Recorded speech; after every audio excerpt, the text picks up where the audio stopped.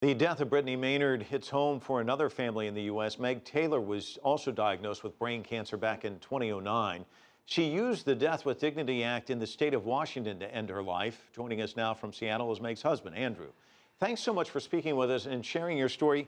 Tell us about your wife, Meg, and the road to this decision, if you will.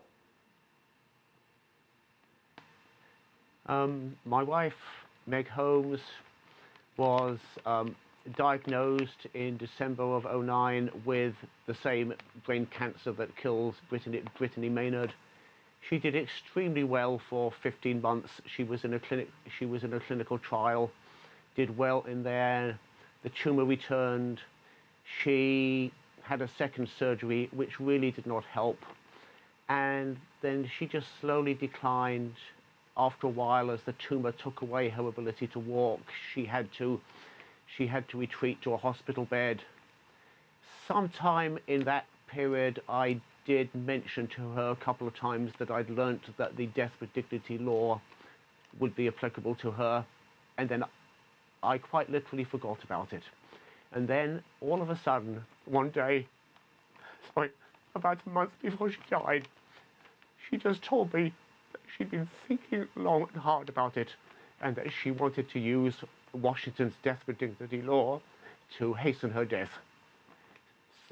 Andrew, I know it's still painful to talk about it, but you know, when she did say that to you, I mean, you were the first one to kind of broach the subject with her. Obviously, you saw her in a great deal of pain.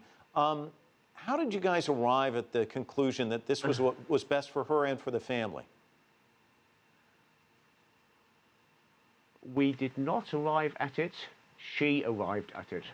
It was her decision and her decision only. We could see that she was a fully mentally competent, sane, intelligent woman. So we accepted that she knew what was best for herself. When you heard of Brittany Maynard's passing, having gone through what you went through, what went through your mind? Yes. I was relieved to hear that she had managed to hang on as long as she could, and I was relieved that she'd managed to use the Death with Dignity Act, because I knew, having had experience with my wife's brain tumor and talked to other caregivers with brain tumors, that they can progress very suddenly.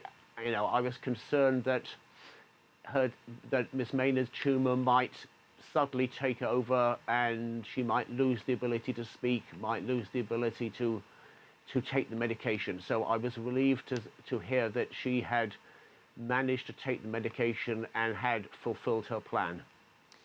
Andrew, studies show that 7 out of 10 Americans support physician-assisted suicide if a patient wants to end their life, as your wife did and as Brittany chose to do.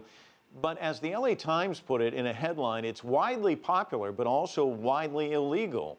There's very few states that allow this. You mentioned yours does. There's about 5 on record. How do you square that? Yes. Yeah.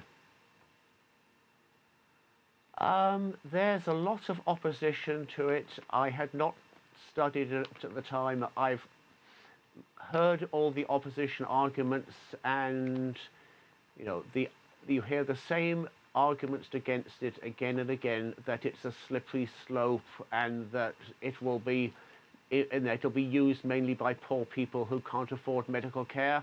But the total of 20 years of experience of the law in Oregon and Washington, and in both those states, the regulations require them to publish very comprehensive statistics. When you look at those numbers, you just do not see, you see that none of the arguments made by the opposition, you know, have any validity at all.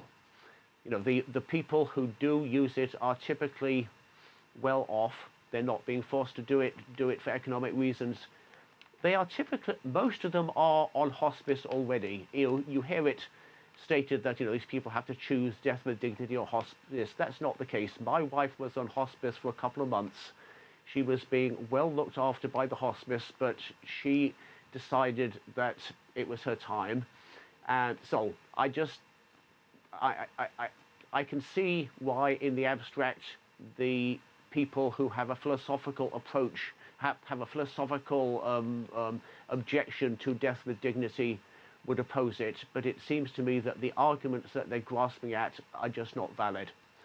I noticed that, even in our state of Washington, which is, it's a very varied state. We have a very liberal West Coast and a very, very conservative interior. But I noticed that when we voted on it in 2008, 30 out of the 39 counties in the state of Washington, even in the most conservative parts of our state, voted in favor of death with dignity. So I think it just needs to be presented, and people need to be allowed to vote on it.